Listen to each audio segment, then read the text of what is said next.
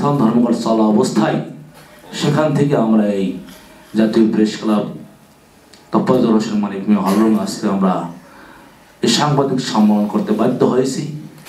দেশবাসীর কাছে আমরা জানিয়ে দিতে চাই, সমস্ত রাষ্ট্রের সর্বোচ্চ বিবেকবান মানুষের কাছে, রাষ্ট্রের সর্বোচ্চ দায়িত্বশীল ব্যক্তিবর্গের কাছে, সর্বোচ্চ শিক্ষাবিদ, সাংস্কৃতিক রাজনীতিবিদদের কাছে আমাদের দাবি যে আমরা যদি ন্যায্য অধিকার হয়ে থাকে, আপনাদের বিবেকের কাছে আমাদের প্রশ্ন, আমাদের ন্যায্য অধিকার কিভাবে আমরা ফিরে পেতে পারি তার ফয়সালা আপনাদের মাধ্যমে আমরা চাই। আমরা সুশৃঙ্খল জাতি, শিক্ষক জাতি, আমরা লক্ষ লক্ষ শিশুদেরকে আদর্শবান মানুষ হিসাবে গড়ে তুলি। আমরা লক্ষ লক্ষ কোমলমতি শিশুদেরকে আদর্শবান জাতি হিসাবে গড়ার চেষ্টা করি।